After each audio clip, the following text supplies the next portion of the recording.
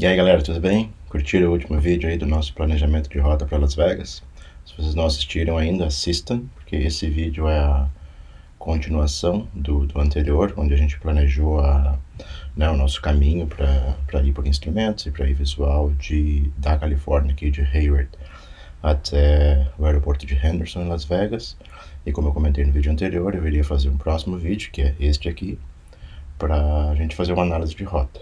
Hoje falta 2 dias para minha partida, então as previsões de meteorologia já estão bastante precisas. Então vamos dar uma olhada, né, na meteorologia e nas coisas que eu considero para fazer a decisão se eu vou fazer o voo ou não, né, que é uma possibilidade. E, em últimos casos, mudar minha rota, talvez, de acordo com a meteorologia no caminho. Então, hoje em dia, né, nos últimos 10, 20 anos, os produtos meteorológicos eles melhoraram muito no mundo inteiro. Né? Vários países, né, incluindo o Brasil, né, tem uma quantidade bastante expressiva de produtos meteorológicos para a aviação. Né? E eu vou mostrar algumas coisas aqui que eu utilizo. Aqui nos Estados Unidos, como em vários outros países, né, tem uma quantidade bastante interessante de alta qualidade de produtos meteorológicos. Né? Vamos dar uma olhada em alguns deles, né, e nas coisas que eu considero, né, para um voo desses. A gente está no verão aqui, né, neste agosto. É bastante quente, como vocês devem saber. Las Vegas é um dos lugares mais quentes do mundo. É bem comum, né, durante as tardes, nesta época do ano, as temperaturas chegarem na volta de 45 graus por aí, o que é bastante quente. Porém, é bastante seco, né, o que é bem diferente de um clima, por exemplo, no norte do Brasil, no Amazonas, por exemplo, né, que as temperaturas não chegam nem perto de 40 e poucos graus, mas, por outro lado, tem muita umidade no ar, e isso deixa a atmosfera extremamente instável. Então, se a gente fosse escolher entre 45 graus seco e 35 graus com ar saturado, 45 graus seco é, na verdade, mais seguro de voar. Então essa é uma consideração que a gente tem que fazer aqui. Como a gente viu no vídeo anterior, a gente vai cruzar um terreno bastante alto, que tem várias considerações meteorológicas. Então isso também tem que se levar em consideração. Então o software que eu utilizo para fazer boa parte do meu planejamento se chama Weather Sport, que é esse que vocês estão vendo aí na tela. Ele é um software bastante focado para os Estados Unidos, né, mas na verdade ele não tem nenhum produto meteorológico próprio. O que ele faz é uma compilação de vários produtos meteorológicos que são disponibilizados pelo governo. Então, conforme eu for navegando aqui, vocês vão ver que boa parte do que eu estou utilizando, na verdade, também está disponível direto no site do governo. Por exemplo, aviationweather.gov, por exemplo. Então, a primeira coisa que eu vejo aqui, né, na tela, qual é a previsão do tempo geral para Henderson nos próximos dias. Hoje é 5 de agosto, segunda-feira, né, temperatura máxima ali 43 graus, 6 a 12 nós de vento. E depois até fica melhor, né? Eu vou chegar lá na quarta-feira, temperatura máxima 39 graus, depois 39. Enfim, vai ser bastante quente, mas nada de outro mundo, né? Tem dias que é bem mais quente. Mas isso não me diz nada, né? O que eu normalmente eu gosto de começar meu planejamento olhando a coisa como um todo, né? O que a gente chama de big picture. Né? Tipo, como é que está a situação do país hoje em termos de meteorologia? Então aqui no meu imagery, uma das coisas que eu gosto de começar aqui é o meu Surface Analysis, né? Então essa carta, né, uma carta de análise de solo, né, que se chama Surface Analysis, ela me mostra basicamente o que está acontecendo, né, na atmosfera em toda a região aqui. Então o meu voo ele se concentra mais ou menos nessa região aqui, né, de São Francisco para Las Vegas, e não tem nada muito expressivo, né? A gente tem uma zona de alta pressão aqui entre a Califórnia e o Oregon, o que é bom, na verdade, né? Deixa o ar bastante estável. A gente tem uma zona de baixa pressão aqui perto de Las Vegas, que é uma das coisas que a gente tem que prestar atenção, porque esse tipo de coisa atrai coisa ruim em geral, né? Todas as zonas de baixa pressão, elas vão atrair coisa ruim. Mas em geral não tem nada muito grande, né? Indo mais aqui para o norte, a coisa já está bem mais pior. Né? Aqui a gente vê uma frente fria, né? Uma outra frente quente aqui, Então, se eu tivesse voando no Canadá, aqui acima dos Grandes Lagos, estaria um pouco complicado. E aqui mais para a costa leste, né, a gente tem uma frente estacionária e logo atrás aqui a gente tem uma frente fria. Então, né, a gente vê duas zonas de alta pressão aqui que estão empurrando essa frente fria. Então, tipo, não.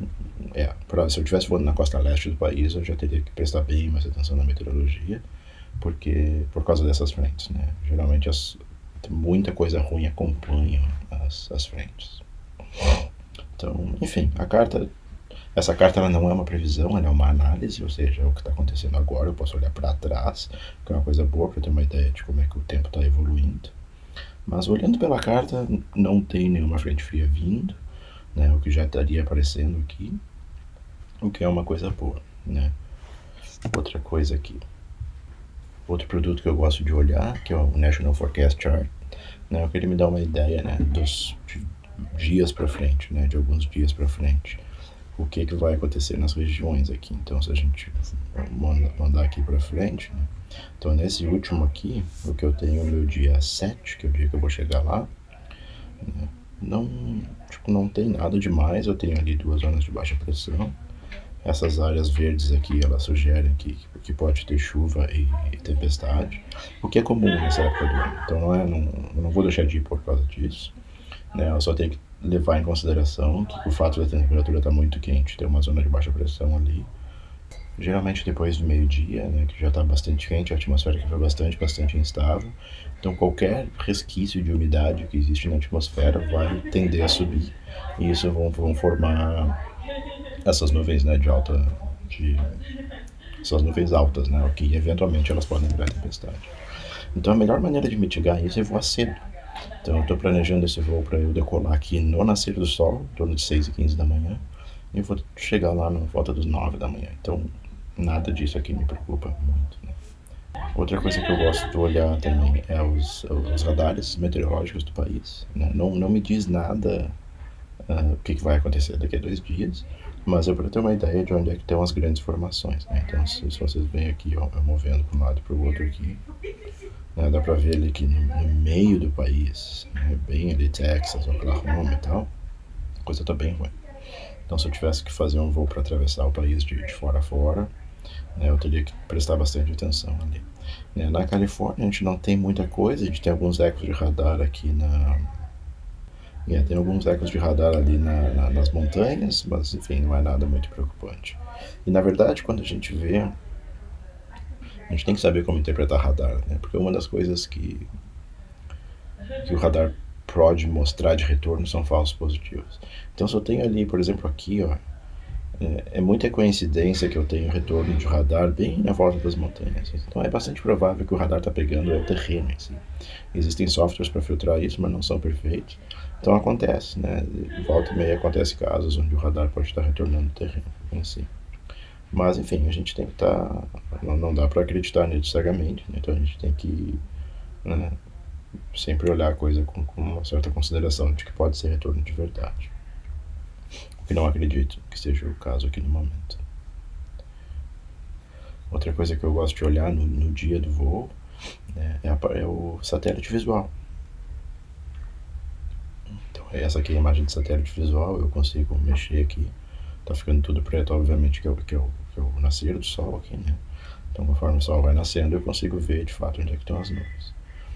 O que confirma ali que a gente tem um pouco de meteorologia, né, mais pro lado leste do país, mas aqui na costa oeste não tem nada, né? Existem outros produtos aqui que eu consigo ver com um zoom mais específico numa região, né? Por exemplo aqui, ó, na Baía de São Francisco, né, a gente vê que tem bastante nebulosidade, né? Eu tava dirigindo hoje de manhã, eu vi isso. Então essas são coisas boas de se analisar no dia do voo, né, especialmente para quem está voando visual, né, como eu comentei no vídeo anterior, um dos meus planejamentos ele foi visual. Então, se eu começar o voo de forma visual, eu tenho que ter uma noção muito boa de onde estão as nuvens, porque se eu encontrar nuvem no caminho, eu não posso continuar o voo visual. Como eu sou licenciado por instrumentos, eu posso passar para um voo por instrumentos, né, mas eu não posso continuar de forma visual. Outro produto super interessante que é o satélite infravermelho. Esse produto é muito interessante. O satélite infravermelho ele me mostra a temperatura do topo das nuvens. Então, azul aqui é ruim, por exemplo aqui. Isso não é uma coisa boa. Por que não é uma coisa boa? Se o topo das nuvens está muito frio, por exemplo, menos 50, isso quer dizer que aquela nuvem está muito alta. O topo dela está muito alto, ou seja, é uma nuvem de formação vertical. Então, se eu tenho, por exemplo, aqui na costa leste, várias dessas nuvens aqui, a gente vê algumas aqui bem acentuadas, isso quer dizer provavelmente que são nuvens de tempestade, que a gente chama de cumulonimbus. Então, em regiões onde a cobertura de radar não é muito boa, o que é melhor a gente olhar para esse produto aqui, que a gente chama tecnicamente de ecotops, para saber qual é a altitude das nuvens. Isso nos dá uma boa referência de onde é que estão as tempestades, qual é o nível de instabilidade da atmosfera. Então, ainda é um pouco cedo para olhar isso, mas no dia do voo eu vou prestando mais atenção nisso. Então, vamos olhar mais na parte de previsão mesmo.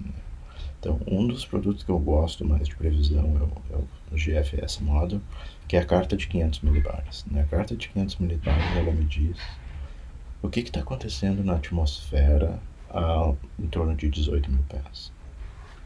Isso determina toda a meteorologia no chão. Então, neste exato momento aqui, o que a gente tem? Que a gente tem um centro de baixa aqui na costa do Pacífico, entre o Canadá e os Estados Unidos. Então, isso está trazendo tempo ruim para essa região. Vamos ver para frente aqui. A gente está aqui, Califórnia, Nevada. Vamos mandar isso aqui para frente, lá para o dia 7, 6, 7, mais ou menos 8 da manhã, que é o horário que a gente vai estar voando. Então, isso nos mostra que aquela zona de baixa ela vai continuar no mesmo lugar, então ela é estacionária, que é uma coisa boa. Então, se eu estivesse indo para Seattle, por exemplo, que é para o norte, isso aqui eu teria que estar prestando bem mais atenção. Mas como eu estou indo para o sul, tem muita coisa aqui. A gente vai estar com vento sul na rota, então o nosso voo provavelmente vai ser com vento de proa. E nada demais, assim, nada que me preocupe muito. Tem uma outra zona, centro de baixa pressão aqui, mas está bem fora no oceano. E no norte do país tem outro aqui que está bem grande. Nada muito preocupante aqui. Eu gosto de verificar também com a carta de 700 milibares, que é a carta de mais ou menos 10 mil pés, verificar mais ou menos a mesma coisa. Então, se eu mandar para frente aqui pro dia 7, aqui 7, 8 da manhã, que é a hora que eu vou estar voando. Porque é meio poluída essa carta, é meio chato de entender, mas em geral o que eu estou procurando são essas zonas aqui onde eu tenho as minhas linhas isobáricas, elas estão muito perto uma da outra, ou seja, que tem um gradiente de pressão muito grande. Isso significa coisa ruim. E as zonas de baixa pressão, os L, low pressure. Então, geralmente as coisas que eu estou procurando. Não tem nada muito expressivo. Aqui está a Califórnia, aqui está Nevada. Enfim. Então, basicamente, não tem nada sugerindo de que eu não poderia fazer esse voo. Outra coisa que eu gosto de olhar.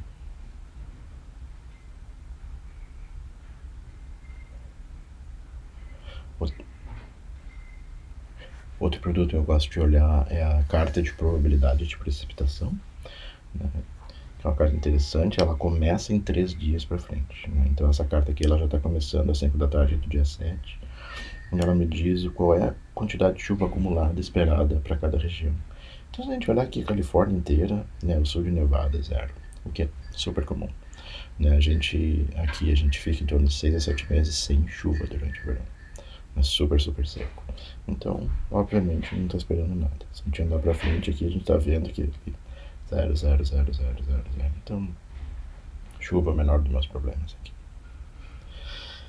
Isso aí, tem vários outros produtos aqui. Eu não vou fazer análise de gelo, porque no verão, nas altitudes que eu vou, isso não é problema. Então, por exemplo, aqui, gelo vai começar a ser problema a 17 mil pés e no meio do país.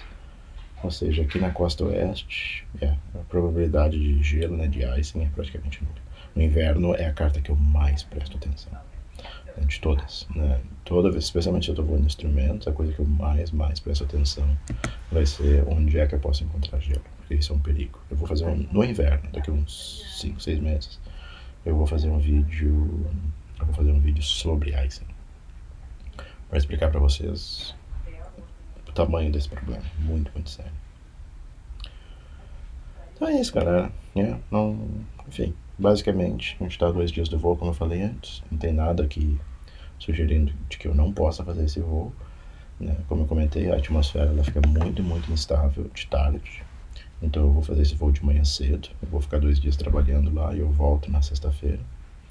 E o voo da volta, a mesma coisa. Eu vou decolar lá de manhã cedo e vou chegar aqui em casa antes do meio-dia. Então, isso me deixa praticamente com 90% de certeza longe, né, da parte mais ruim da meteorologia, quando o ar está muito instável de tarde. Então é isso aí. Se vocês curtiram o vídeo aí, deixa o nosso joinha, né? Se vocês não se inscreveram no canal ou na página do Facebook, por favor, né, para você ser notificado de quando tem vídeo novo aí no canal. E isso aí. Tenha todos aí um bom dia. E agora vocês aprendendo um pouquinho sobre meteorologia, né? Bem pouquinho. Meteorologia é um tópico extremamente complexo, mas aos pouquinhos, né, nos próximos vídeos eu vou falando um pouco mais sobre meteorologia, especialmente no inverno. Vai ser interessante, né, quando a gente começa a fazer análise de gelo, que a análise fica bem mais sofisticada. Então, lá. Um abraço aí para todos. Tchau, tchau.